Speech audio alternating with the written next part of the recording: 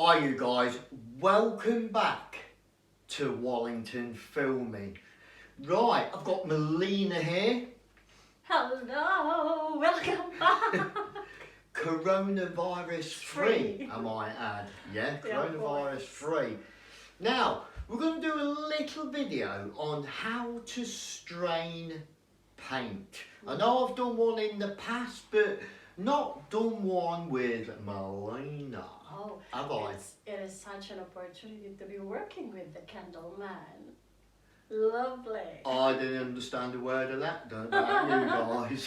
I said it's so lovely to work with the Candleman. Well, yeah, of course. I have got them queuing up out the door to be in my videos, you know what I mean? I have had painters in the past say to me, oh, I don't want to be in your video, and I've actually said to them, what makes you think I want you in them? Do you know what I mean? You know who you are. Right, so yeah, anyway, how to strain paint. Little story first, guys, little story. Jack and Ori. Right, I was working on a firm not that long ago, I might add, and basically I wanted some gloss. And the only gloss that was available on site was all different tins. There were like 2 or 3 tins of gloss that had been used. Now, as a rule, I don't use gloss that has been previously used by any other painter. Obviously, for the simple fact that it can contain all sorts of contaminants from other painters, or paint the skirting boards with it, won't they? Tip it back into the fresh stuff and then put the lid on it and leave it for somebody to gloss the windowsills on, which you don't want, do you? So anyway, like I said, I was on this particular firm, and I says, oh, the manager come out, and I says, I need some gloss. He goes, right, okay, yeah. So unbeknown to me, went round all the plots that had been painted, picked all the crap up, right, put it in a tin, or he might have just found a gallon after the limelight, or I've got a feeling he might have just found a tin, and he brought it to me, and it's got a big S written on the top of the tin. I'll give you a quick example. So you've got a tin of paint like that, got a big S written on the top of the tin. Now, to me, that means it's full of shit. Basically, full of it's contaminated paint. So what I said to this guy, I says, I'm not using that. He goes, what do you mean? I said, well, it's got a great big S on it for shit. He goes, no, that means strain. I went, strain? I said, I ain't got time for straining paint. I said, I need a fresh tin of gloss to be glossing frames and windowsills, don't I?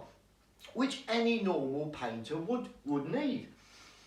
So he goes to me, so you're not going to use it then? And I thought, hey, look, I can see what he's playing at here. He's trying to be a bit funny with me. I said, no, I didn't say I'm not going to use it. I just said I don't want to use it because it's obviously got bits in it, and I've got sills to paint and frames to paint, and I want fresh, clean gloss. It's not a lot to ask for, is it, guys? Of course. Do you know what I mean? You don't be painting windowsills, do you? When you don't know what that paint's been used for. So anyway, I ended up having to use it, and he got somebody else to strain it for me. Now, okay, the paint was okay, admittedly. Once you strain it, it is okay. But it's just that thought of when you're a professional painter and decorator, like moi here, I don't like using paint that's been used for skirting boards. But I did use it, and it was okay. But he did get somebody else to strain it out for me, because I says I'm on price. I haven't got time to strain it. So anyway, back to the video in itself. This video is about how to strain paint. Now then, we've got a typical gallon of satin finish here. Now this stuff is well known for skinning over very easily once a tin's been opened. And if you're a DIY person at home, you will probably end up using it and it's got a slight skin on it. You don't notice, you'll stir it up and you'll contaminate the rest of the tin with bits of skinned up paint.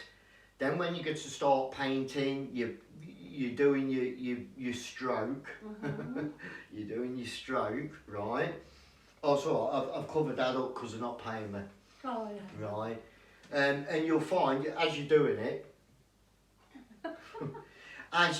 it, you'll get bits of skin go on your finished product. So realistically, especially when it comes down to satin, any other paint obviously as well, but when it comes down to satin, you do need to try and strain this paint if humanly possible, right? Yeah, I agree. Yeah, of course you do, yeah. So, what we tend to use nowadays is just like anything similar to this, which is a paint strainer. This is a paper one, as most of you well know, and it's got 190 micron mesh on it. But yeah? It looks like party cups for me. Or coronavirus spray. yeah, not much good with the straining bit, but you never know, do you? I'll tell you what. What? We could get a paste table outside the front of the house, start selling these. Hey, got to put a bit of string on there anyway. Yeah, you know, 10 quid a throw. Right, Yeah. good idea. Yeah, good throw. I was going to say we could go down the pub, but I think they're shutting all the pubs. Anyway, yeah, so here's a paint strainer. With this particular one, I'll tell you what. With this particular one, you probably need someone to hold it, to be fair. They're only any good if you put it in a jar. And you'll tip your paint through it and any bits of skin will pick up. Right then. So, going back to that story a little bit, the guy says, oh, strain this paint and, strain this gloss. And before I started babbling on saying I weren't going to do it, he says, oh, just get a pair of tights. I said to him, No, you must be joking. Not my type.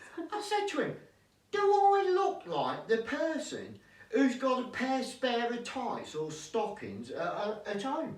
You know what I mean? What's he think I was? A cross-dresser? Do you know what I mean?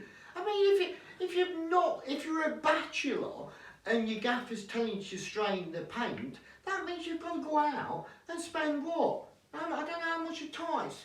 3-4 quid a piece for a pair, isn't there? You know, so you'd have to go out and buy your own bloody tights or stockings to strain your paint. Do you know what I mean? So I said, that's what I said. I said, do I look like somebody who's got a spare pair of stockings or tights at home? Am I missing something? No. Do you know what I mean? I said, I ain't got no bloody tights or stockings.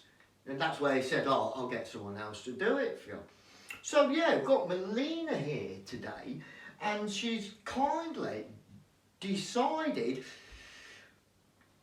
it took a bit of persuading, I must admit, but she has kindly decided to donate a pair of her stockings. It's not donation.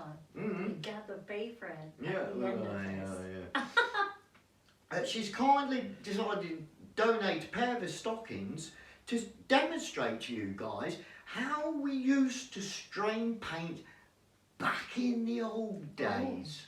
Oh, that Because sounds that's what we interesting. used to do. Before all these paint strainers come along, you used to nick a pair of tights or stockings out your wife's drawer without her knowing. Mm-hmm. You know what, Candleman? Back in the country, what we used to do is we will use the strainer for flour. To strain paint? Yeah. Oh yeah, there, you can do that. But she's kindly decided to donate a pair of her lovely stockings. Hey, you just did it on purpose. To strain the paint. So, yeah, Melina's going to donate it, so we'll get on with the video show and show you guys how we used to strain paint back in the day. All right, let's carry on.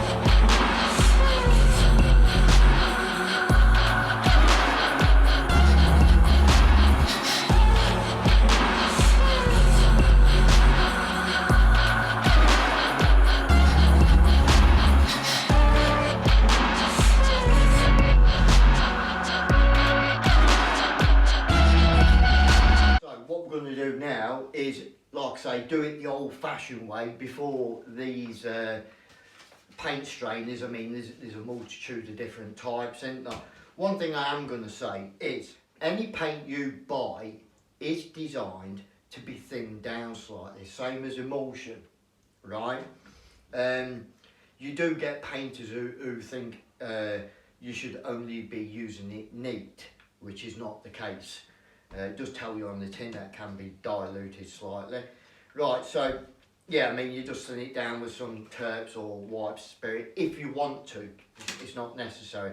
The object of this game is to strain the paint. Right then, come on, Melina.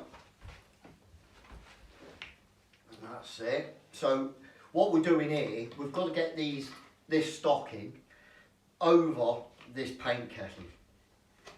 Right. That's it, so we've got to stretch that over there like that. We have got this bit in the middle, so we want to sort of like get that there. Okay? There you go. So that's how it looks. Right. I don't know what mesh that is, but you know, just going to hold it like that. So let's get the satin. This is a used tin. As you can see, it has been used, and even if you look around the edge, you've got bits of dried paint here. Look, oh, I've just dropped that in accidentally. So yeah, get yourself a clean kettle, get your tights, your stockings, whatever, over your paint kettle. Needless to say, because of what they are, it is like a mesh, isn't it? Get your paint like so, tip it in. I can actually see lumps going through there, and it is going through. So I'm just going to do that little bit for now. Yeah. It's working. Yeah, it's working. It's working. I know it is. Right. Alright. Yeah. Now, depending on what mesh size your stockings or your tights are, will determine how quickly the paint actually goes through.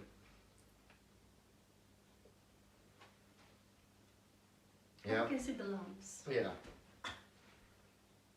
Just hold that in. I'll just give you a bit of a close-up, guys. Yeah? There you go. You can see, just about see the paint dripping through there. Yeah. So it is doing its job. And that's how you strain paint.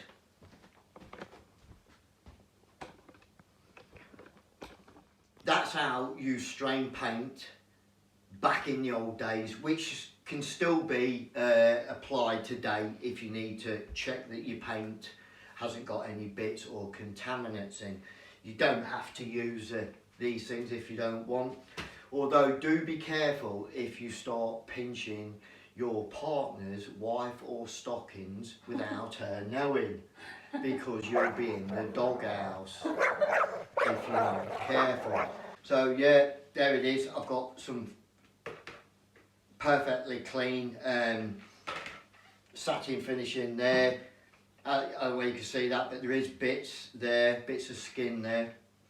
So stockings all tight will do the job. Now I've just been informed by Melina that if you would like to purchase this remaining stocking at a price that we can negotiate with, it is up for sale, guys. So leave your comments right in the description below and put in your bids if you would like for the remaining stocking. What you do with it is entirely up to you. But it's, yeah, she is putting this remaining stocking up for sale. Highest bids will win. Right then, guys, I hope you've enjoyed the content of this video. What about my payment? Oh right, yeah. She wants paying for the video. I need it now. I need it now. There you go, there's your payment. What's this? Oh. Okay, I have 3.